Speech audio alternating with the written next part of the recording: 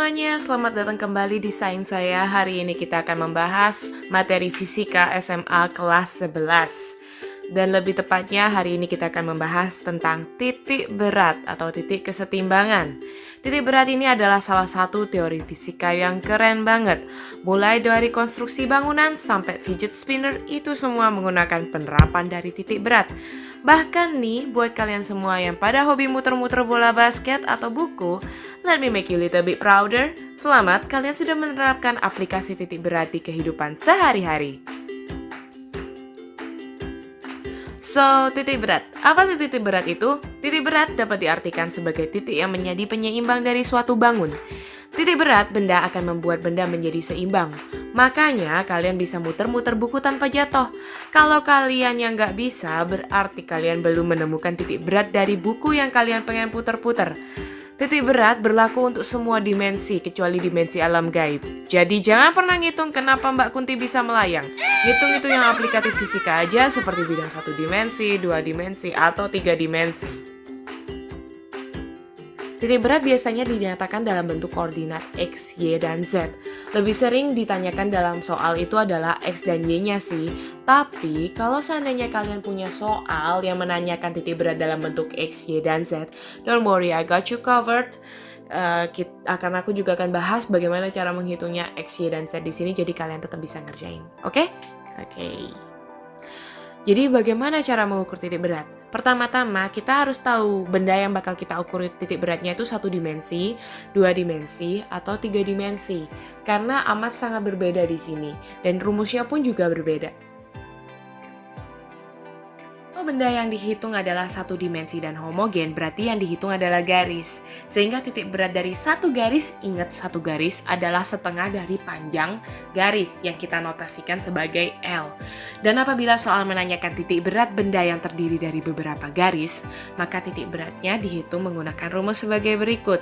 Kita bahas dari X-nya terlebih dahulu yang kita notasikan sebagai X0, yaitu adalah L1 dikalikan X1 ditambah L2 dikalikan X2 dan seterusnya sampai Ln dikalikan Xn. Yang dimaksud ini adalah sampai kamu di sana itu ada berapa garis. Kalau garismu 5 berarti N-nya 5. Jadi L5 dikalikan X5. Terus mereka semua dibagi rata dengan total panjang garis. Jadi dibagi semua dengan L1 ditambah L2 ditambah L3 dan seterusnya sampai Ln. Demikian juga dengan Y-nya juga hampir sama, cuman yang membedakan adalah L1 dikalikan Y1 ditambah L2 dikalikan Y2 dan seterusnya sampai Ln dikalikan Yn. Terus juga tetap dibagi dengan L1 ditambah L2 ditambah L3 sampai Ln, jadi total jumlah garis tetap sama. Dan Z-nya juga mengikuti, jadi L1 dikalikan Z1 ditambah L2 dikalikan Z2 dan seterusnya sampai Ln dikalikan Zn, terus dibagi dengan total jumlah garis L1 ditambah L2 ditambah L3 dan seterusnya sampai Ln. Dan di sini kalian mungkin bertanya-tanya, apa yang dimaksud dengan X1, X2, terus Y1, Y2, dan juga Z1, Z2. Jadi, biasanya soal akan memberikan kalian dalam bentuk aksis. Jadi ada X dan Y dalam bentuk koordinat. Dan itu adalah tergantung dari kondisi garis kalian. Adanya dia memiliki di sumbu X atau sumbu Y. Dan kalau X1 itu adalah titik tengah absis bidang ke-1 atau titik tengah di sumbu X garis ke-1. Terus kalau Y-nya juga sama, titik tengah ordinat bidang ke-1 atau titik tengah sumbu Y bidang ke-1 atau titik tengah sumbu Y garis ke-1. Dan juga kalau sama seperti itu, dan juga Z-nya juga mengikuti. Kalau seandainya tanyakan Z-nya itu juga titik tengah dari Z, dari sumbu Z, jadi sumbu Z ke-1, titik tengah sumbu Z ke-1, titik tengah sumbu Z ke-2, dan seterusnya. Berikut adalah contoh soal titik berat sistem garis. Soal berikut merupakan contoh soal tipikal untuk model-model titik berat garis ya. Jadi biasanya mereka diplot di sumbu kartesian antara X dan Y, dan terus kita harus menghitung titik beratnya berapa. Nah, dengan rumus yang sudah kita dapat tadi, sebenarnya kita sudah gampang banget untuk menghitungnya. Hanya saja ada beberapa trik yang bisa membuat hidup kalian lebih mudah. Karena gini loh ya. Kalau kita di sini kita lihat contohnya. Kalau kita ngitungnya salah atau kurang efisien membagi garis-garis. Di sini ada 1, 2, 3, 4, 5, 6 garis dan kalian hitung semuanya, tidak kalian minimalisir garis-garisnya, kalian akan menghitung lebih banyak. Buang-buang energi, nanti capek salah ngitung bikin PR salah nilai jelek dimarahin mama, aduh panjang. Jadi cara yang pertama adalah kita meminimalisir garis. Ketimbang kita bekerja dengan 6 garis, kita bekerja dengan 3 baris. Kita bagi nih. Contoh pertama, L1 itu mendatar dari 0 sampai 4. L2 itu vertikal dari sumbu Y di sumbu X sama dengan 2 dari 0 sampai 6. Yang L3 juga sama. Kan dari 6 jadi 3. Ngirit kan? Nah, terus yang kedua, ini cara yang sangat-sangat bagus buat kalian yang males banget untuk ngitung. Kalian harus cek apakah sistem ini punya sumbu simetri. Jawabannya iya. Coba kalau kita lipat di sumbu Y sama dengan 3, maka mereka merupakan sumbu simetri. Berapa? Surprise!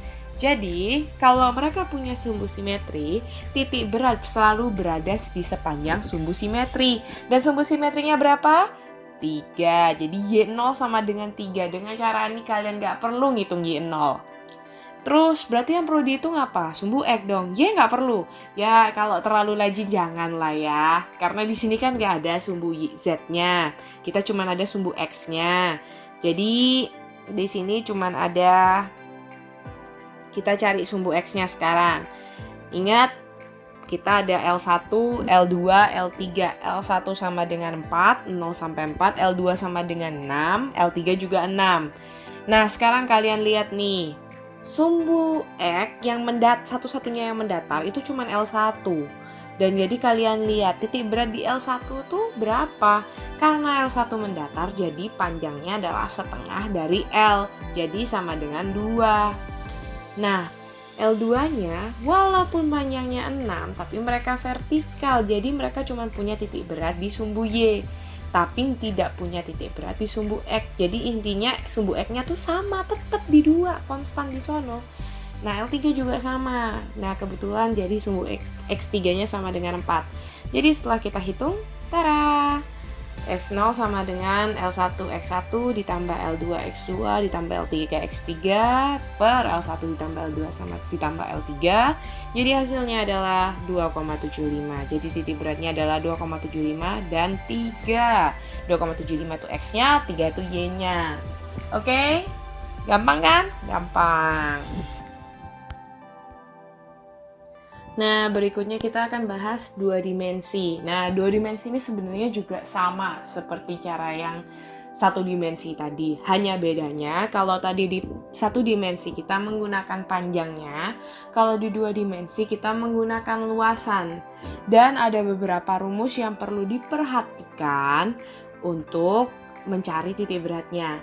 Jadi kalau modelnya persegi-persegi aja itu gampang, cuman setengah tinggi atau setengah panjang, tergantung mereka mendatar atau vertikalnya, terserah posisinya.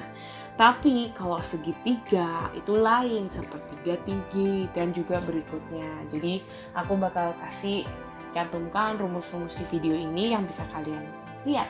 Dan tenang aja, aku akan kasih link rumusan titik berat. Jadi kalian bisa gampang. Nah, jadi kita langsung aja bahas ke contoh soal. Nah, di sini kita punya kondisi satu posisi yang gampang banget. Jadi cuman 2 model segi 4 disusun gitu.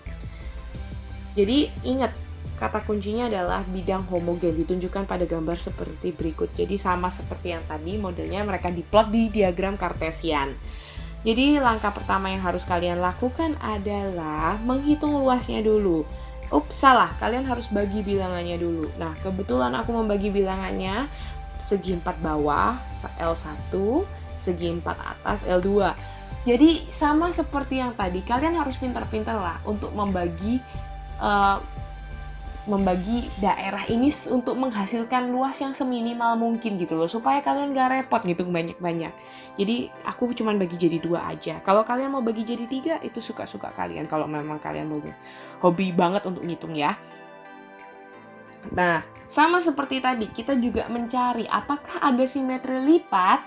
Jawabannya surprise, ya ada. Jadi kalau kita misalkan melipat bidang ini, mereka akan simetri lipat di sumbu X sama dengan 4. Jadi kalian lagi nggak perlu ngitung X, titik berat di sumbu X-nya. Yang perlu kalian hitung cuman titik berat di Y. Nah, sekarang kita hitung dulu.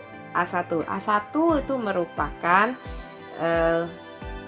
ini ya, apa tuh namanya, yang bawah. Jadi kan dia ada dari 2 sampai 6. Berarti panjang, istilahnya panjangnya itu 4. Nah, terus tingginya itu antara dari 0 sampai 6. Jadi itu 4 kali 6 sama dengan 24. Nah, A2-nya juga sama, itu juga bisa kita hitung. Panjangnya itu adalah 8, lebarnya 2. Ingat di sini 8 dan 6 dikurangi dulu ya. Jadi 8 dikurangi 6, 2. Jadi hasilnya 8 dikali 2 sama dengan 16. Nah, sekarang yang paling tricky. X1 sama dengan 4. Gak bisa, X1 sama dengan 4. Iya, walaupun tengah-tengahnya dari persegi itu ada di kan tadi kan alasnya ini kan 4 ya. Jadi titik beratnya harusnya kan 2. Iya, tapi ingat posisi di sini sudah 2. Jadi 2 ditambah 2 sama dengan 4. Nah, Y-nya sama dengan 3 karena 0 sampai 6 kan. 0 sampai 6 itu dibagi 2 jadi 3. Nah, kemudian yang X2 juga sama. X2 kita lihat ada berapa? Oh, dia melintang panjangnya 0 sampai 8. Kebetulan dia mepet ke simetri ke sumbu 0. Jadi X-nya sama dengan 4 dan Y-nya sama dengan 7. Ingat loh, kok bisa 7? Iya bener, 6 sampai 8 itu kan cuma 2. Berarti kan harusnya simetrinya ini cuma 1. Iya, tapi kalian harus lihat posisi awalnya berapa. Posisi stance di sini, posisi awalnya sudah 6. 6 ditambah 1 sama dengan 7. Nah, kemudian berikutnya, jadi itu ya sekarang kita hitung Y0-nya. Itu A1 Y1 ditambah A2 Y2 dan selesai.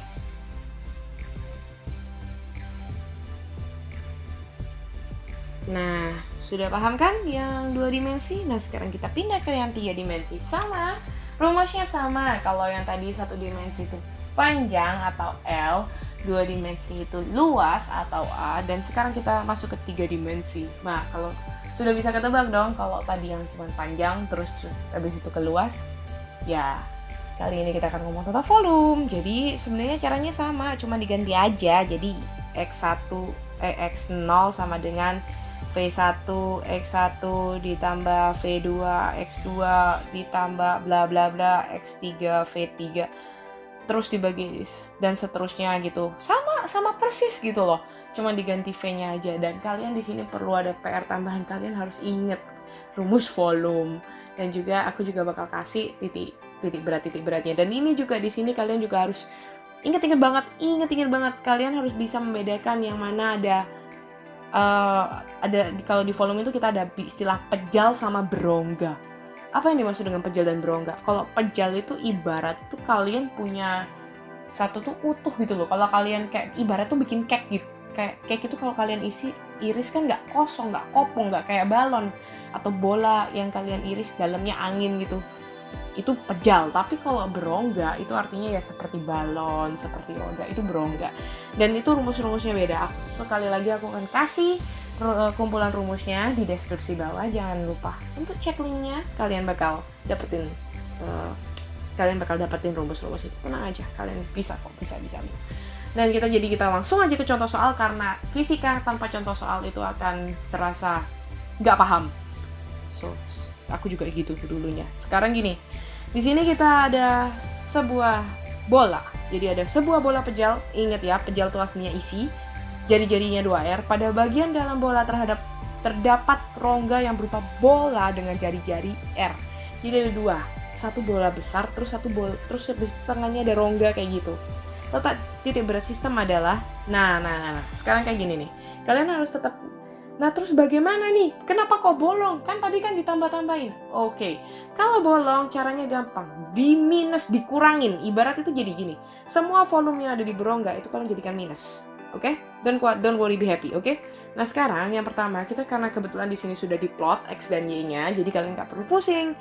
Jadi kita harus kasih keterangan dulu X1 yang mana bola besar, yang mana bola kecil. Jadi X1 di sini kita notasikan sebagai yang notasinya 1 itu bola besar, yang notasinya 2 itu bola kecil.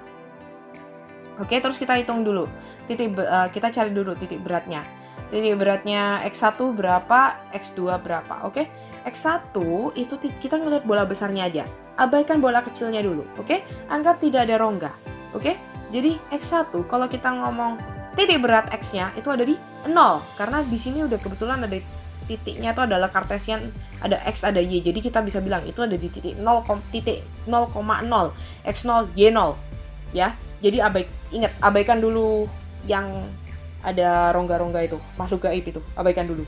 Nah, terus yang kedua kita hitung dulu volumenya berapa. Volume bola adalah 4/3 PR pangkat 3, jadi kita hitung dulu, kebetulan di sini angkanya gampang. Nah, terus habis itu yang kedua, kita baru munculkan bola itu. Nah, sekarang kita lihat. Titik berat bola itu ada di mana? Negatif R. Negatif R. Ingat ya, negatif R. Karena di sini ada posisi kartesian dan dia ada di posisi negatif. Terus yang kedua, V2 sama dengan 4/3 PR pangkat 3. Ingat di sini karena dia bolong, berongga, jadi volumenya dinegatifkan. Nah, jadi kita hitung dulu. X0 sama dengan berapa? Sama seperti tadi, V1 X1 plus V2 X2 per V1 tambah V2. Hanya saja karena bolong, jadi dikurangi. Jadi V1 dikali X1 dikurangi V2 dikali X2 per V1 dikurangi V2. Oke? Paham? Jadi X0 sama dengan R/7. R/7 atau 1/7 R. Demikian. Nah, seperti itu. Jadi aku akan kasih beberapa contoh soal untuk kalian. Jangan lupa cek, lagi-lagi aku ingetin, cek linknya di bawah. Ada contoh soal. Kalau kalian gak sempat untuk nyalin atau paling gak screenshot, silahkan. Dan aku akan share jawabannya di Instagram minggu depan. Oke? Jangan lupa like, comment, dan subscribe supaya kita bisa membuat sistem pembelajaran jauh lebih menyenangkan. Oke, terima kasih. Salam sains saya karena sains itu super. Bye-bye.